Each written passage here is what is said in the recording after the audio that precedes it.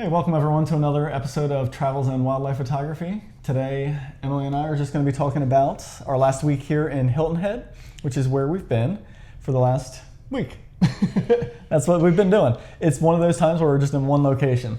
Yeah, which is, and we'll be here until the end of the month. It's going to be a few of these, all from here, Yeah. which is different than what we've been doing. Yeah, that's true. How's it felt for you? What? Being in one spot for a little bit longer. I mean, the last place we were in for 10 days, so we haven't even been here yet for 10 days. I think it's different also because we're in a house. Yeah. So that makes things Certainly. feel different. Yeah. Because we're staying at my mom's house. Remember what we just noticed the other day? What, how lazy we are? Yeah. How it feels like being in a house sort of makes us go out less. Inclined, especially in winter. I think it would be different if it wasn't winter. It's winter here in Hilton Head. You're correct. Yeah. And so I think it's like we always have ended up here in the last couple of years in winter. Yeah, because in the summer it sucks. But in the other times, it's too hot. Come on. You don't agree? I don't agree. Okay. I just said it sucks. In the summer, in any of these hot places, just no thanks. Not for me. It can be brutal. But we were in Montana and it was 100 degrees. This is and that sucked. That really sucked. Yeah. Anyway, what were we talking about? Just being in a house versus being in the van and are just not going out in the winter. Right. Yes. I think we have to have like an extra motivational push to get ourselves out the door. Yeah, where it's for me, it feels like I'm just looking for excuses. Like, oh, Not it's not to. this, it's not that, it's not just right, and so then we're not going out, you know.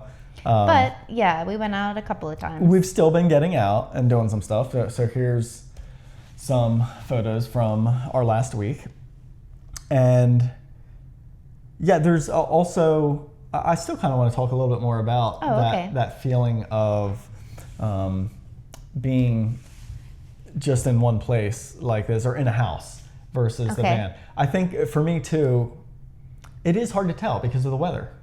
Yeah. It really is. If we were here and it was 70, out.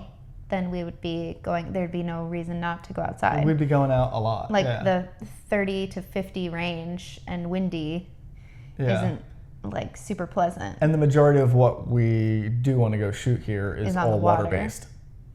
So wide open spaces, lots of water. You know, we went for a walk yesterday in the forest and it was totally fine because it was more protected and it wasn't quite as windy there. But yeah, you go out in those open beach and marsh spaces and it's windy and, 40 degrees or lower, it's cold, And of course you can handle it. Of course you can dress for it. We have the stuff to do that. But it's just work to do that. It's like extra work. Yeah. And I just haven't been feeling like it. But I think we're going to with what's coming up. Right. Tomorrow. Is it today or tomorrow? Tomorrow, our underwater housing is coming. Yeah. And I've never shot one before. Did we talk about that on the show? I think we mentioned it a little bit, right? We did, yeah. Yeah. So that's going to be exciting. Yes. Yeah, for you to just get some experience with it and try it out, see if I like it. Yeah. Either way, you like it. Yeah, I'll have fun with it either way. Yeah. So it'll suck to be you if you don't like it. Just kidding.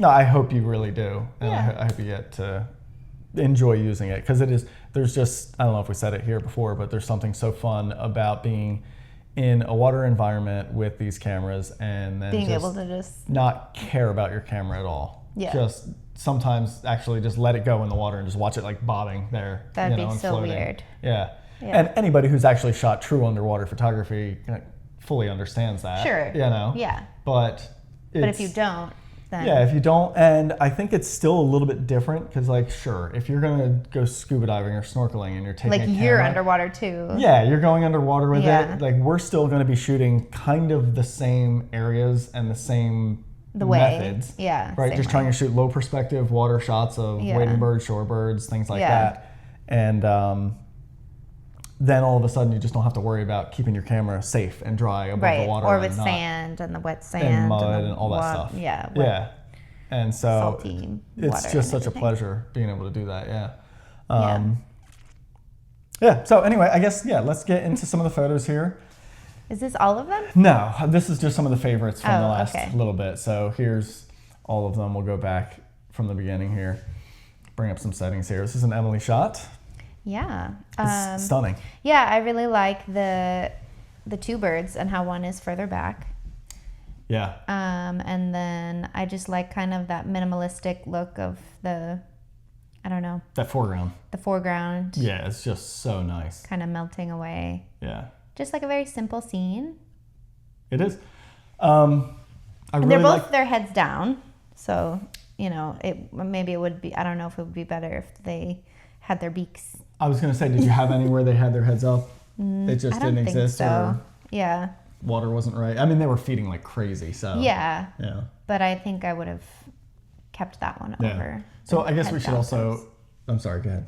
No, it's okay. I was just going to say, I guess we should also explain, this was just the beach, like the main beach that we go shoot here in Hilton Head. Mm-hmm. So this is one of our beach outings. This was an evening. Mm-hmm.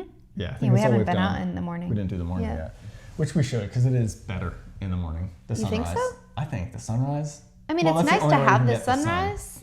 Yeah. And it's short. Yeah. It is, yeah.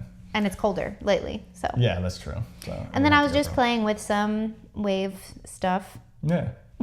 Yeah, That's what this is. It looks beautiful. I love it. This one's a little messier, but still something nice about it. Do you have a go-to shutter speed you go to? Wait, what? Oh, this is just an in-focus shallow depth of field one. Mm-hmm. Yeah. I thought this was a motion blur too. No, that one was 3200th of a second. Like, what I was just laying in the water, shallow water, and just kind of like looking out to it, and I thought it was pretty, so I just did some out of focus. It's so weird. It's another one that is like, it's an f2, not the f1.8 of that lens. That camera, the Z8, it just, something about the way you hold it, it automatically just like... Oh, yeah, I'm always changing it. I did it too, like crazy with that camera. I don't do it with the Z6 III. Interesting. I don't do it with the Z9. I've never had the aperture change that way, but that camera, for whatever the hell reason, I don't know if it's just the shape of it and the way our hands hit it or what, but... we used to kind of both laugh at you for doing that all the time with these super fast lenses. Yeah. And then I shot it a couple times and did the exact same thing. Yeah. I'm like, that's weird. Yeah. Yeah. Must be a camera flaw. Maybe it's just like an easier wheel on that thing or something. But then, so I was that gonna one ask, is, sorry. with the slow shutter stuff, do you have like a go-to shutter speed? I don't think so. Play around. Let's play around. Yeah. Cool. Nice. Yeah, it's really neat. Yeah, I've had fun with that. This was fun. I don't know why I'm yawning so much. This is in the afternoon. Yeah. We haven't been out for a walk today. So. We haven't had our walk today. There was another photographer nearby, and it was funny watching them. It was, I have no idea how much experience they had. Yes. But watching them around the birds, it appeared either A, they had not a ton of experience around a flock of birds like this, or B, they just didn't care. I don't think it was I think it was just maybe they didn't know what they were doing. Yeah, I think so too. But it was cool. Like, we watched them trying to get like a lower perspective, a little bit, just like holding their camera down. Yeah. And it's so fun. Like, you can't help but do it. You can't help but just like watch another photographer work. When they're out. Well, especially because we didn't have much going on. Yeah. Like, the birds were just, it was this big flock that was a mess, and we were kind of like, whatever. And so then all of a sudden they were stand up. They were like right near the flock, pretty low, like crouched, and then they just bounced straight up, like just jumped up. And the whole flock just they was just like pushed up and then kind of landed back down. Then that's what I shot here. They were getting ready to come back and land in there. Yeah. Which was kind of fun. So this is stunning.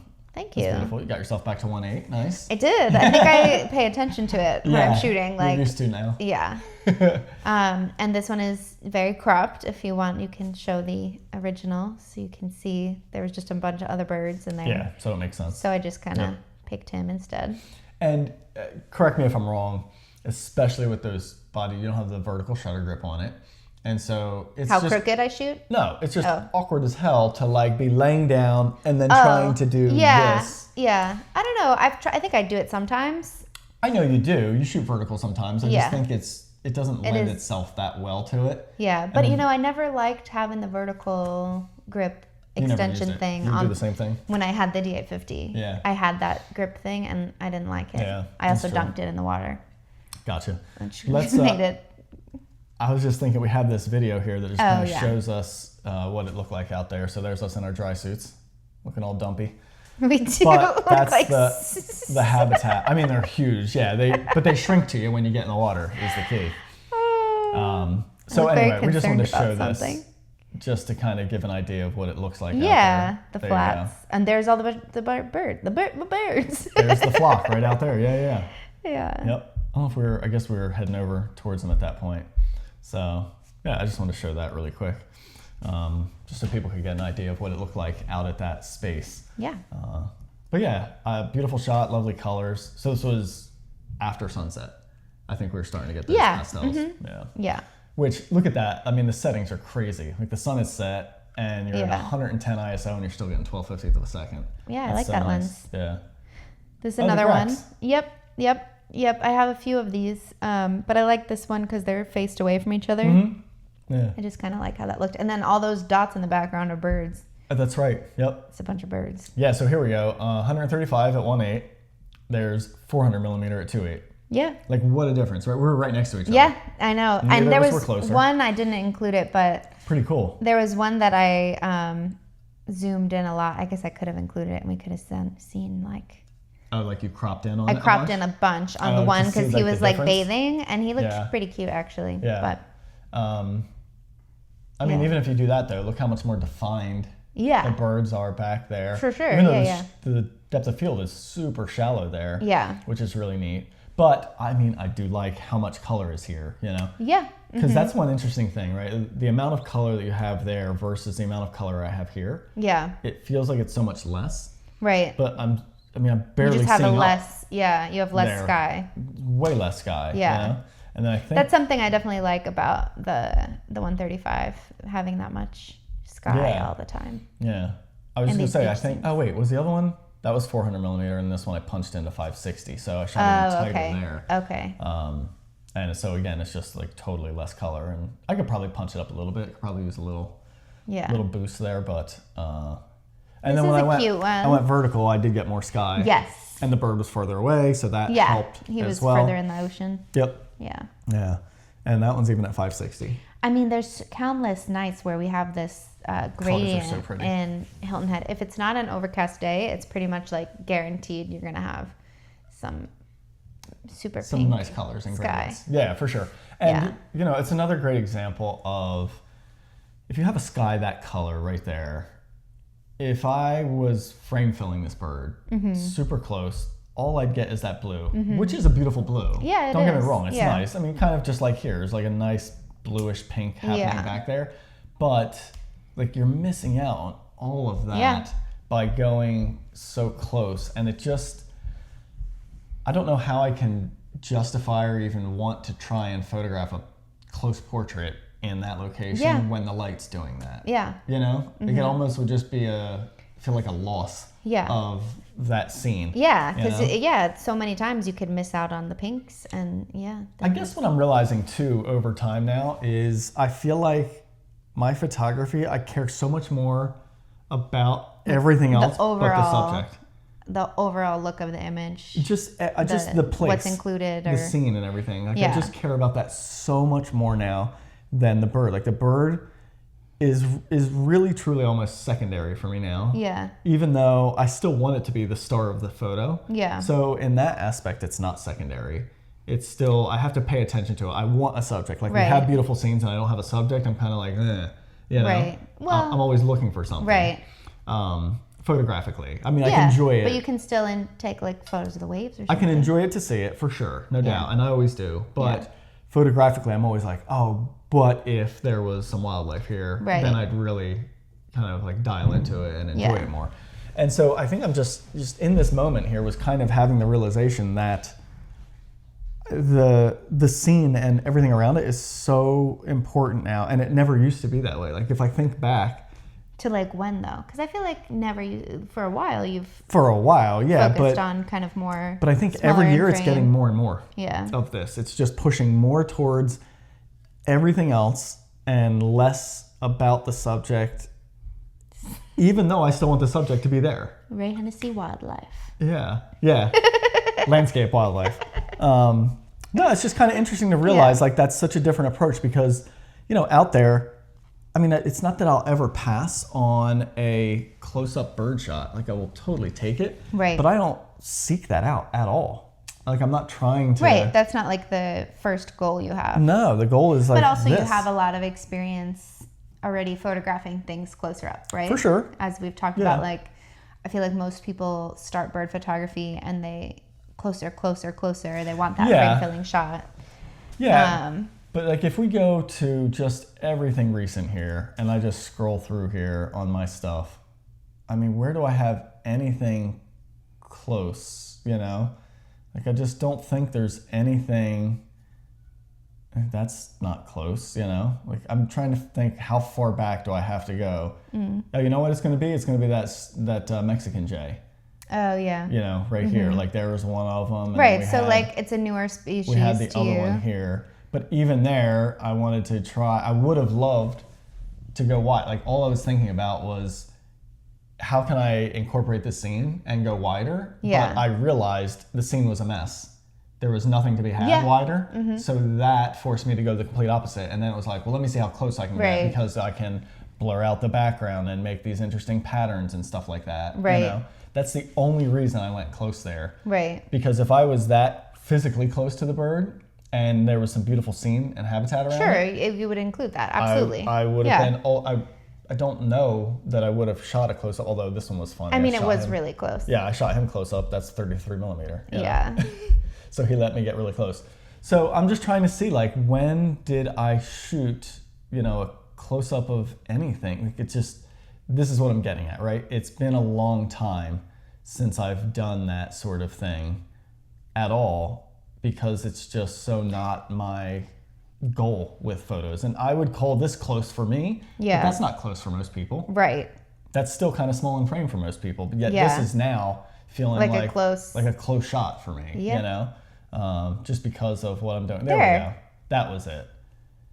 But then still I went, he's so cute. I went and did, you know, this stuff too. Right. And I truly love that more than that extreme close-up of the guy. But yeah, he's so... I mean, that's a great shot, though. That one I like a lot. Yeah. But again, I don't think there's some cool textures in the background. I don't think that's close for a lot of people. Yeah, that's true. I think other people would still technically call that smaller in frame. That's that 28-400, right? It is. Look at that thing, is crazy sharp. I know.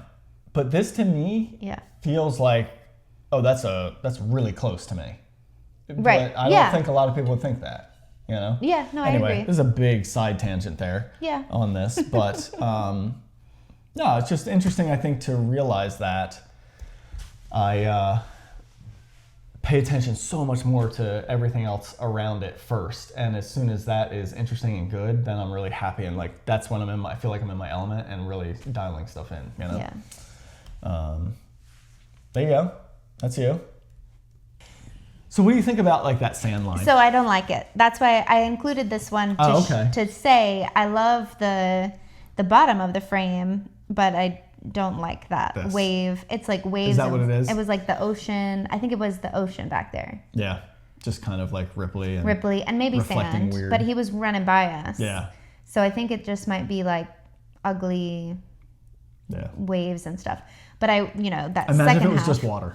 Right? If it was just all like this, up to that. And then sky, it would be great. Yeah, but it's not. So it's definitely like a mer. Well, we both were talking out there and realizing how challenging that water line and that sand line can be unless the bird is in just the right spot. Yeah. You know, there's so many photos that, I don't know, for me, when we were out there the other day, the last time, I was looking through the lens and like, this would be good, but it's just not there, you know? Yeah. Which I do appreciate. I like that I can see that enough to just recognize lay off the shutter and not for sure. bother, you know, and just be like, all right, this isn't the spot to shoot right now. You know? It's not working out. Yeah. Because there's so many times like, it's still fun being there. Sure, It's still fun being there. It was really fun being there with the dry suits because we both just kept saying like, this is amazing. We're laying in this freezing cold water. Yeah. And just drying. Tolerating it, Yeah, you know. But it does make the photos more challenging. For sure.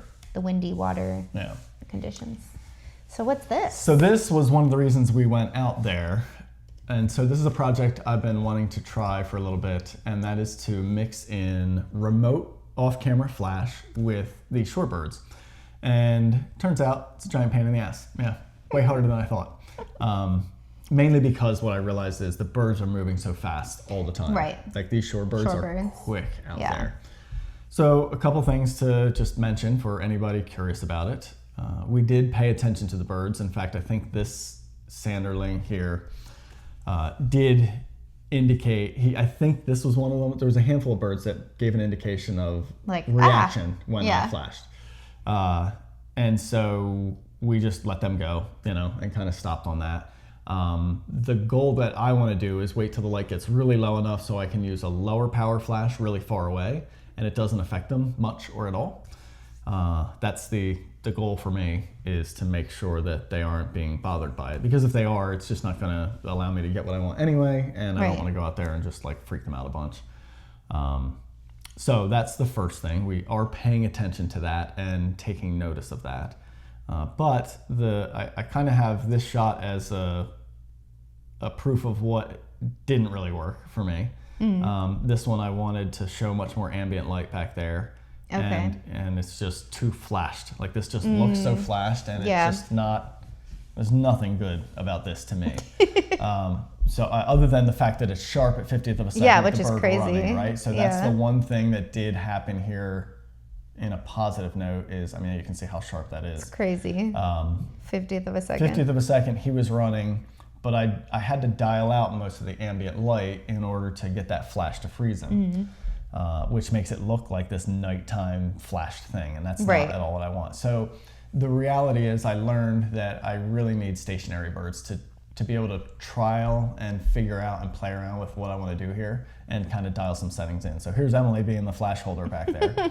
So we found this guy, and it looks way lighter than it was to the eye. Like it was pretty damn dark at that point. Yeah. This was getting on, pushing close to maybe 20, 25 minutes after sunset. It was pretty dim out there. We could barely see the bird. Yeah. It was hard to see that bird. Yeah, for sure. So you can see here, guys, 1/10 of a second, 3200 ISO is what I had to dial in to get the ambient light to show through. But then the flash really isn't doing much, if anything, on the bird here. I don't know. Like, I don't really see. Maybe that little bit there is from the flash. Yeah. It's possible.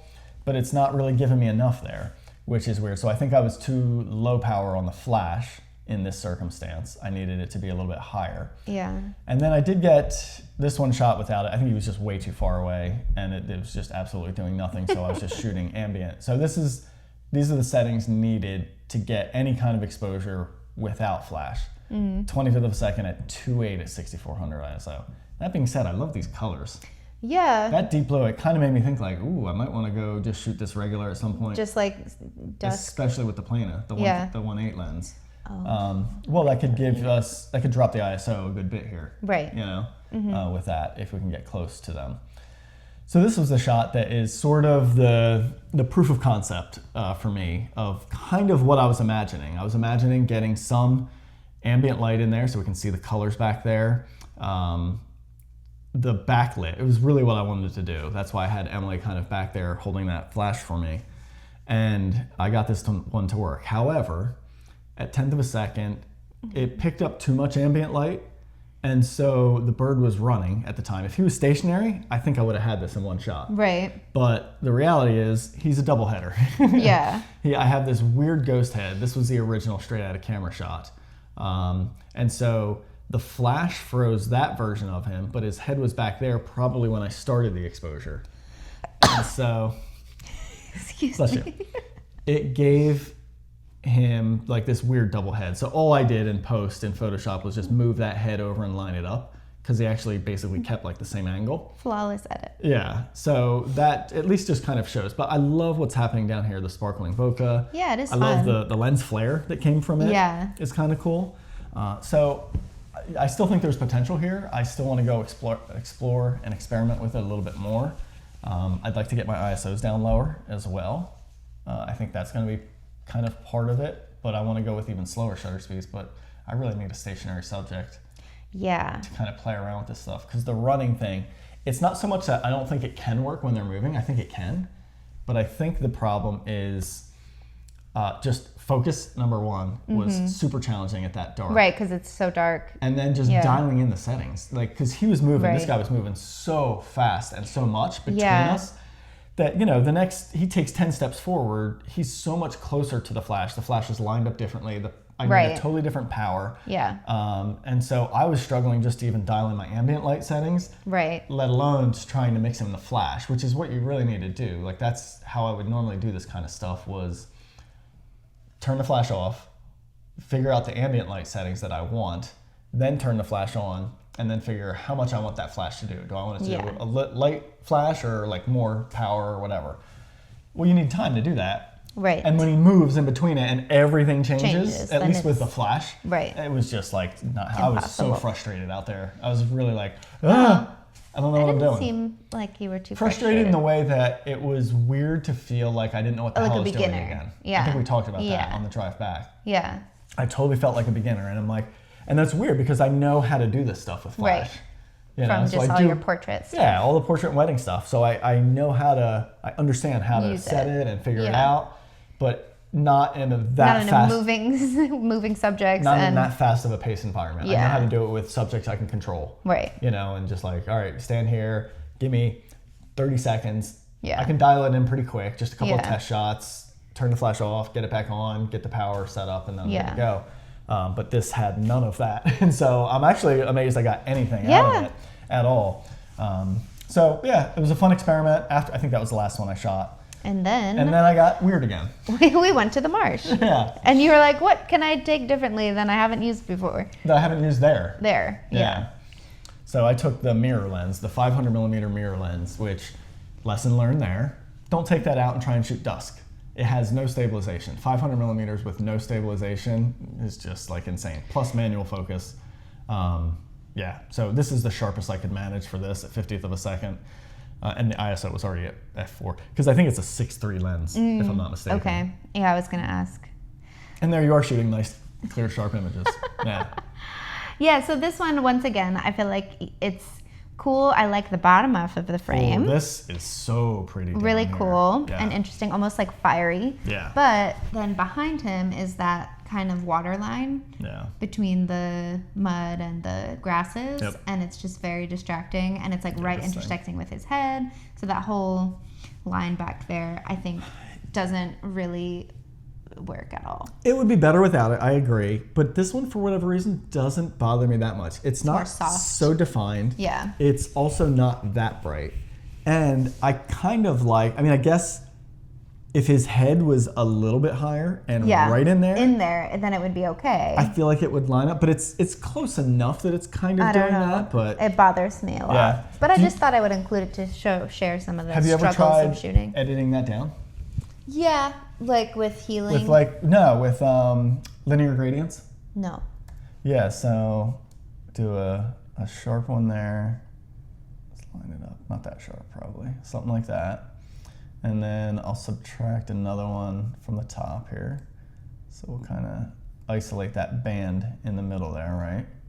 So now we have that, and then we just subtract an object and then just ditch him out of there. So he goes away. And then just kind of, not that. So highlights down, whites down. And then you can just dial in the edges. So like that edge is off now, so I can bring it down in there a little bit more. This one can move a little bit higher, so we get sort of that effect. Not quite there. It's a little funky. I think it's great how you can just isolate it like that, and that's cool. I feel like there's been times I've been able to get, there's been occasions where I've gotten lucky with it and it does work. This is not one of them. I feel like it almost makes it stand out more. And so I wonder if you just kind of like turn it down just a little bit there. It's still, I guess the problem is it looks almost like burnt. It's darkening the edges too much, So that's why I'm bringing those top edges in a little bit. It's just like working. That dark line. Nope. I don't like that. It totally didn't work in that case. But I've had some luck with that. I think when they're maybe a little bit softer, Yeah. I've done some, and I think we can show it in a different photo here. Not this one either. Okay. But so we had a group of wood storks out there. Yeah. And I liked how these guys were facing opposite. It's not like perfect image or anything, but I liked the bottom half of it again. Of all of my photos lately. I'm like, I love the bottom half of it. Well, the top half is nice in this case too. I don't mind that at all. And like the grasses are fine. I think it's. I can't. The intersection's still getting me. Oh, really? I like it. It is interesting because I do like the fact that you can see the black coming out on each side and then the head on each side. But it's just still weird. Like I would really enjoy this photo if it was just one bird. I really would, yeah. Okay. Yeah. All right. And it's not like I hate it or anything. But it's okay if you do. No, I know. But there's just something about the intersection that's not quite there. I think if it was like more, if this back bird was further forward and it was more of a body intersection and then if his head was further out, then I think I would appreciate the intersection more. But it's something with like he's sticking out on both sides of him, you know, in a way. So yeah, I don't know. And the black and white plumage on the bird, but the scene is stunning for sure. Nice. We're shooting some yellow legs. Yeah. Oops, sorry. That's okay. Yeah, this one's got a killer foreground. Love that little bit. That's amazing how much the water's moving at 200th of a second. Yeah. Yeah. Yeah, I like this one. Yeah. This one's kind of like a fun movement. It is. One. Beautiful light. And I like the bokeh at the bottom. Yeah. Again. It's been a while since you've shot your 400 prime. Yeah. Was it nice? Yeah, it was nice. Yeah, I think for this specific morning, we weren't having things coming crazy close to us, so the 135 would be... It would have been a lot of a mess, I think, with the backgrounds. Yeah. It would be interesting to see how it would have worked there, but... Okay, so this is an example of where I changed the... If you edit, can you go to the raw or something? You can see I healed the background to... Oh, I also cropped it massively. Yeah. Okay. Gotcha. I can just do that. Yeah. So we can reset that. Right. Oh, gotcha. So I just that used... line sucks.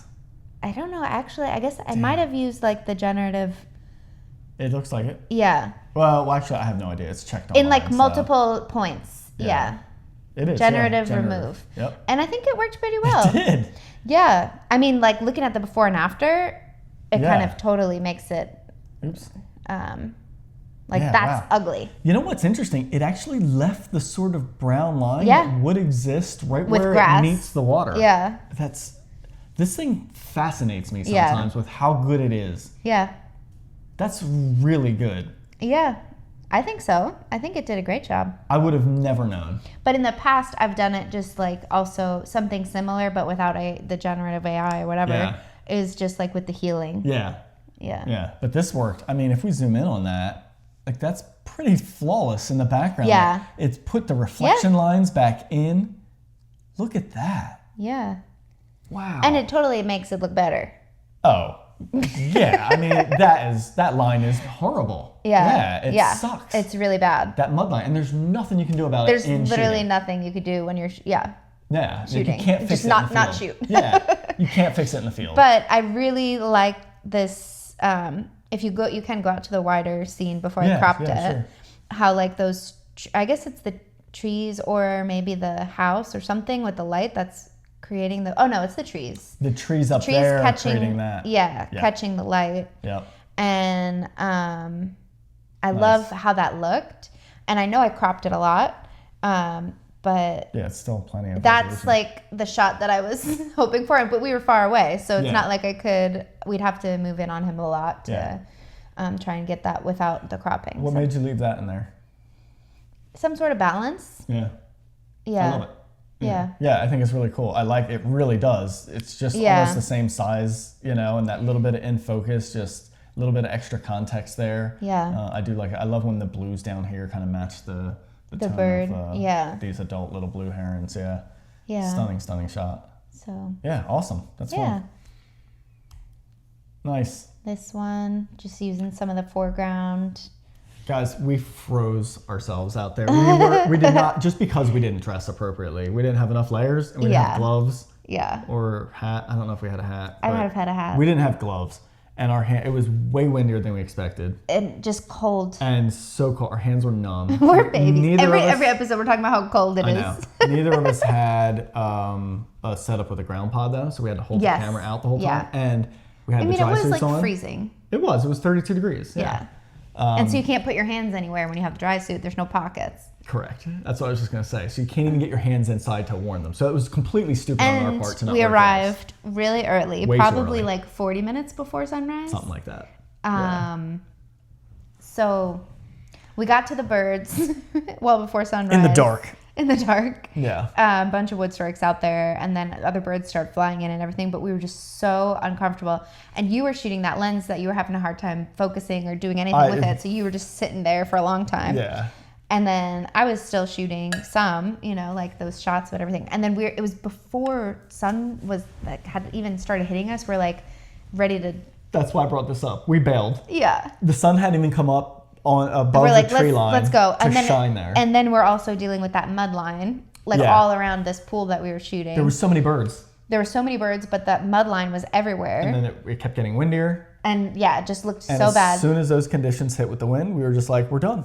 Why did you change it back to this one? I was just showing before the sun hit, Yes. So we were on this one side that wasn't showing the sun, and then we went to this. As we were leaving, the sun was on another pool. Yes. Yeah. And so it's kind of crunchy already, the sun, I think. Yeah, it's just so fascinating to me. Like, I remember, and you've experienced this, taking people to this location for some workshops that we did.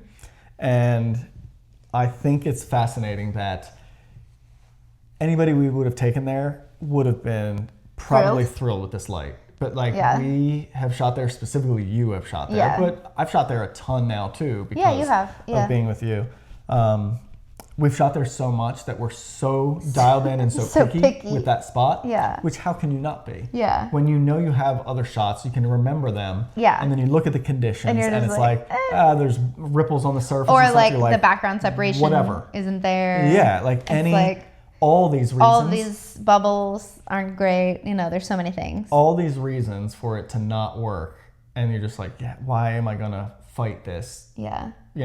Unless you can see something. But at the same time, I was excited when we got to that side. I was like, oh, I love the marsh, When we had the sun. When we had the sun and it was warmer. Yeah, I could feel the sun on my... You could feel our hands again. Yeah. And then the wind wasn't bad over here. Yeah. And so, then we got excited and started shooting more. Yeah. So, you got a great shot there. A little foreground usage I like. Nice. Yeah, this one I like. Yeah. That's cool. You kind of dialed in to show the reflection a little bit more there. Yeah. Yep. Mm-hmm. Yeah. Nice. Yeah, I think the foreground just really helps in this.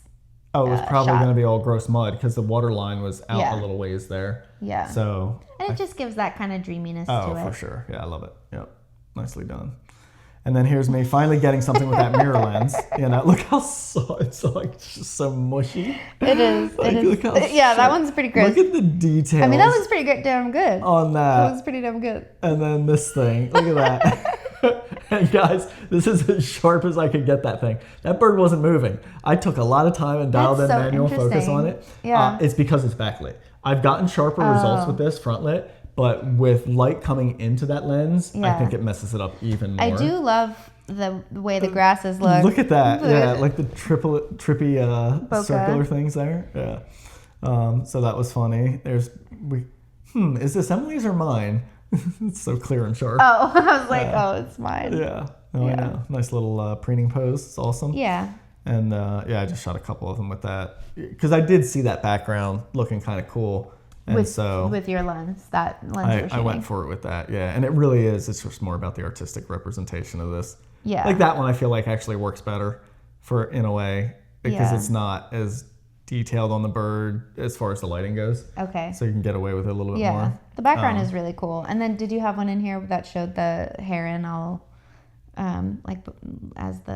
this one, with the boca legs? Yes, I do have that in here coming up. Yeah. So this is also what happened. It looks like a biology experiment. When you shoot backlit and have lens or the sun right on the lens, obviously I need to clean the front of that thing. Yeah, it's a little dirty. But I've never seen anything flare like that. It was crazy. So there's the cleanup on it, which I really like this shot. I think this one's really fun. Yeah. This is one I would totally share. Yeah. The I was liking the shadow of the bird. Oh, this guy right there. Yeah. Yeah. Yep. Yeah. There's got to be a more interesting way to show that. We got to experiment with that a little bit more as well. Yeah. Nice. Yeah, it's okay. Yeah. Here we go. There's another one. I did just like the same color scene. correction. Yeah. Different lens. Yep, totally. Oh, I like that a lot. Yeah. You shot an ibis. I shot an ibis, yeah. There was a bunch of ibis out there, a couple of ibis on that side. And I was seeing the, backlight, kind of rim light opportunities. And I don't know, it's okay. It stands out nice. I love the drama, yeah. These I like. What is happening here? Right? I don't know if these guys went to the disco. Yeah, I know. That's really trippy cool. I like that a lot. I was shooting directly backlit, and then all of a sudden I noticed these birds off to the side, and just when I pointed, I saw it in the viewfinder. I saw that kaleidoscope of craziness happening. Yeah. And so then I started trying to move into position to keep it there, because if you tip towards the sun, it washed out totally, and you got all those dust spots again. Okay. And if you went just a little too far away from the sun, all the rainbow went away. So there was like just a very specific angle that I needed to shoot, and so then I needed to move myself to line up to shoot that angle, but then put the bird in the right spot. Yeah, no, that works because I really wanted him being framed magnificently. by all these weirdo lines and everything. Yeah. But yeah, this was kind of cool. Again, love that one. Yeah. Again, so not fun. Sharp. Like it's just total mush. It's just a mess of total mush. Pixels. But even at this size, it's fine. By the time you see it on it's phone, more about, I feel like it's more about the fun. other elements, this psychedelic show that's happening. It looks like, full on looks like a sun is exploding or something up in the top left there. Yeah, it's so fun. Funny. Boring tricolored hair and portrait. I was like even included that because I'm just like, I don't know. It's pretty. Yeah. It's really pretty, but it's also like, basic, I feel like. Exactly. I was just going to say, like, it doesn't do as much for you anymore because our standard for this location specifically is so high. But technically, it's a very nice shot. It's a great shot. I can't find anything wrong with it. It's just like, You know what? It would be nice too if he was, in a different pose. Maybe his neck was elongated or something, or his feet are a little awkward there. His legs are a little knobby. So I think his positioning would have, but he didn't give any great shapes. Yeah. So he gave that shape. I was focused on one of the little peeps, the shorebirds in front, and then I saw in the back corner this guy's leg. His legs turning into Boca Donuts. Yeah, I just saw the leg, and I was like, "That's trippy looking." Yeah. Because I could see as he was moving, I could see the outline of his leg, but it was all just a bunch of donut connectors. Yeah. And I was like, this is weird. That is really cool. I think that's like my favorite. Is it? Yeah, so then I shot him purposefully out of focus just to get that. And I actually like that lens flare. It looks like an eye, like the front of like an iris kind of thing, So that one's kind of fun. Yeah, so I did that and then got back to this guy getting trippy again. So weird, yeah. Yeah, different version of that. And then I did one more of these, which I think the other one is maybe better. But I think, this one's like a wider wider burst. Yeah. Oh, I like this one. And then this was just donut bokeh foreground. Yeah, I like that one. I went vertical on that, but gosh, like trying to take these was just absurd. Yeah. So wait, here, you ready? I'll show you guys this straight out of camera. If you want to see what I was looking at through the viewfinder, that. Yeah. Just flat. Yeah. I couldn't see anything. Now, I did turn off the exposure matching. Oh, okay, so you could see better. So it was brighter. Yeah. So instead, actually, I guess, here, if I reset it, it looked more like that in my viewfinder. Yeah, still tough. It was just this wash of stuff, like, because anytime you put the sun on the front of that thing, it just ghosted like crazy. And it's totally because, it's really interesting, all the really high-end Nikon glass we have, they have coatings on the front of them to get rid of all that.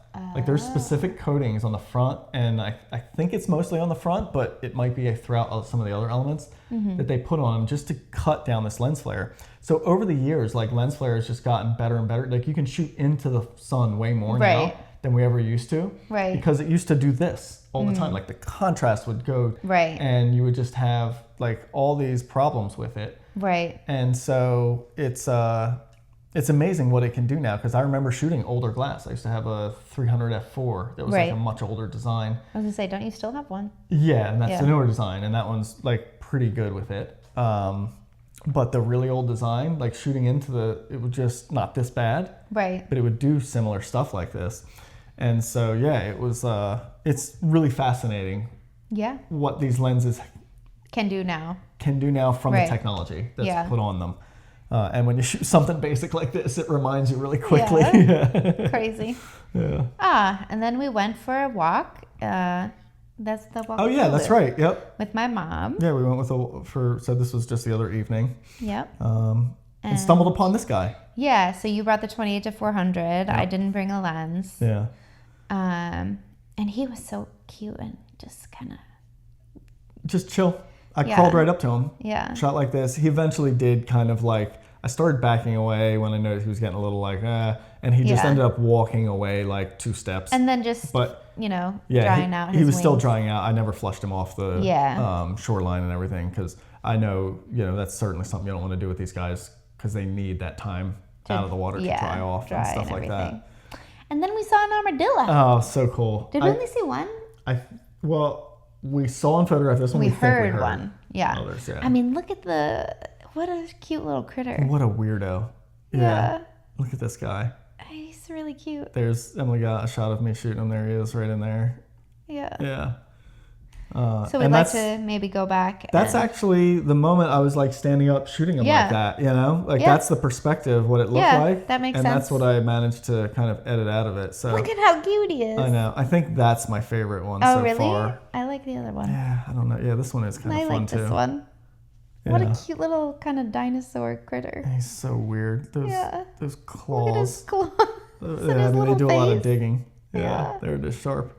Oh, don't we have a video of him? Oh, you're right. Yeah. And we do have a couple more videos to show. So, there he is.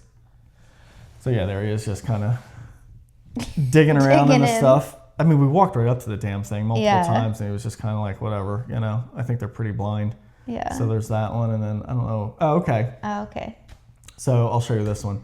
So, this is another project I want to work on coming up, which is to go out and photograph these guys. So, my goal is I want to go sit out in the water right about here and just get completely camoed up and covered and then try and shoot them out in these grasses. Would you do that with the housing or just regular? The housing would make it really easy to go out there because it is going to be a little bit sketchy. And the thing I can't figure out quite yet is if I do go, you got like this weird light coming right on your lip from like something out there. It was funny. I just noticed it. I forget what I was going to say. About the challenge of shooting out there. If I bring the big lens, I can use the tripod and just set it up and then not have to hold it the whole time. But then I got to bring that out and set all that up. Right. Which is going to be a lot because that will mud. Will it sink in that mud? It will. Though? So I'm going to have to fully disassemble the tripod when I get back. To completely take it apart, get all that mud out of there, the salt mud and everything, or else it makes a mess. So it's a lot of work to do that. Yeah. It is possible. So the other thing is I was like, I'll just take my 100-400. So or even the 400-45 might actually be good too. Yeah. And then I can just sit there and hold it. But then I want to go out before it gets too light. So I'm going to have to sit there and hold this thing the whole time. Right. And try not to move. Like I got to be pretty motionless with these guys because I'm going to have some camo draping over me. Yeah. Like I'm just going to use that like cheapo camo netting stuff. Mm-hmm. I don't want to bring the cloth hide because that's going to sit in the water and just get so dense and heavy and wet. Yeah. So I'll start with just the camo draping, and there was enough of I'll show everybody here. There was enough of this kind of grasses like in a spot right in here that I think I could kind of just tuck in and maybe disappear in there if they don't know I'm there when they come in. Yeah. But it's going to be challenging. It's going to be hard, and it's just going to be annoying to sit there. Because I'm going to go in a dry suit. You can't really know when they're going to come either. I don't know when they're going to come. I don't know which direction they're going to come. Yeah. So I'm going to have to really be vigilant with looking, and I can't look around too much because they'll see it. Yeah. So it's going to be a challenge, but I do want to try it on one of these days when the tide lines up proper with the light. So I'll throw on the dry suit, go sit out there. I got to layer up. And then you had another project of doing that capturing using the thing. auto capture. I don't think you talked about that yet. No, okay, yeah. So there's another one that I want to do using the auto capture, which is basically like it's built-in camera trap on the Nikon Z9 and Z8 has it as well.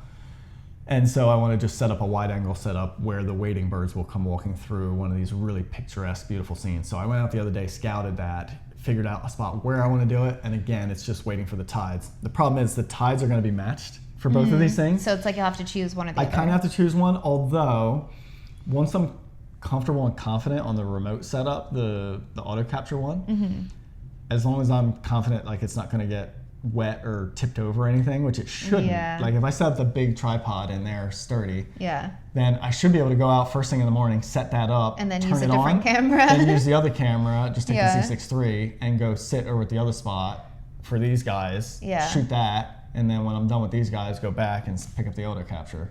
So I should be able to do both the same morning, because when I set up the auto capture, I don't have to be there at Right. all, other than to watch the camera, make sure nothing's going to happen. Right. But I think the only fear I have is the tide comes up too high, and I think to start out with, I'll just start with it at a higher perspective, so I know that won't happen. So Okay. anyway, that's the plan. So I've got about 2 weeks left, I think 3. something like that, 2-3 weeks. Yeah, I think something like about that. 3 weeks. 3 weeks is good, because 2 weeks is a little short to do all that stuff. Yeah. Because there's like such a short window, Yeah, with the tides. and the light, you know. The tides Yeah. matching the light. Yeah, exactly. Yeah. But I could try it on overcast day too. Yes. Yeah, not the hooded mergansers. I don't want to shoot them in overcast. It's going to be boring. Yeah. But the other setup I don't think would be bad with, at least if there was like an interesting cloudy sky, you know. So we'll see. What lens are you thinking of shooting for the wider scene? 24 to 120. I'll just put it at 24. Oh, okay. I want to start there, and if I can get something and seems like it's repeatable, then at some point I'll try the 10. Oh, okay. Yeah.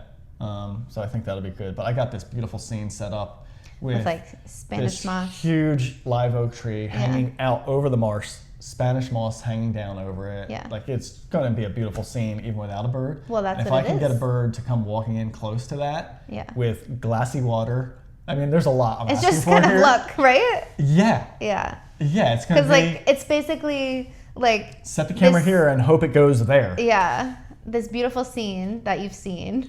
Yeah. And then the wildlife and the conditions have to cooperate. And it's got to go into the right spot and face Yeah. the right direction. Sure, kind of. for it to like work Yeah, because well. and that's the thing I don't really like about that kind of photography. Yeah. And I've done it before. I've done it before where I sit back and I hit the button. Okay. Whereas this one will just be easier because I can set the conditions and let the camera do it for me. So I don't have to sit there the whole time, which is nice. Right. But like you don't have much say in anything. I don't have any control over, the bird came in this way and it went this way. So if all I had to do was lift up or twist this way, it would have made it so much better. Yeah. And I kind of hate giving up that control. Yeah. But there's no way I'm getting 24 millimeter of any of those birds in that area walking in that close. Right. With the camera in my hand. I can't think of, even if I did full camo and laid there, they're still going to sense that I'm there when they're that close. Yeah. Because I have to move a little bit to, like they're going to see it. Yeah. So I can't think of any other way to get this shot. Make that happen. Yeah. Yeah. I can do it in Florida where you can just walk up to the birds and shoot them 24 millimeter. Yeah. But the then scenery you don't have the isn't, same scene. You the don't scenery have the is not marsh same and there. these grand Exactly. live oaks. And Yep. So that's going to be the challenge. Yeah. But it is fun having these sort of big project challenges in my mind that I want to work towards, because since we were here last year when I was in Florida, that's the only time I've ever been anywhere for any length of period long enough for me to try this where stuff. you can make a project and go out to the same place over and over again. Try and figure it out, dial it in, trial and error, Yeah. And it still feels like a short window. And fail and then maybe succeed. Yeah. Yeah, the wide angle one, I feel like I'm going to get a bird in it. Yeah. Because there's enough of them out there and I know they walk around that area enough, but I don't know how easy it's going to be to get one to walk right in front of the damn thing. And the right kind of composition, the head position. The nice thing about it is not that multiple birds. You're right. Yeah. That might get messy and I know, but it could be cool if they laid out just right. Cool if they decided to there's pose so much for potential. you. I can maybe see they'll it in my see head. the camera and they'll start posing. I can see the image in my head that I want. Yeah. And if it turned out, it would be I know what you can do. Unbelievable. AI version it. Make an ahead AI. Of time. Make an AI composite of what it should be ahead of time. I wonder if I could do that. Yeah. I've never worked with any of those things, so I'll have to try. Yeah. But take a picture of the scene and. Yeah. So anyway, it's gonna be fun to see if it works out, and if not, it's something fun to try anyway. Yeah. And then when we get that housing and get out and swim around the water and play with that, that'll be fun. Yeah. Yeah. So next week, come on back. We'll be in the water at some point with that housing. Yeah. Maybe I'll have something from one of these projects we just talked about. Yeah. Because it should be within 2 days from now. I think the tide should line up. So it might be coming right up. So thanks so much for joining us, guys. We really appreciate it. And we hope you guys have been enjoying these shows. Yeah. Have a good day.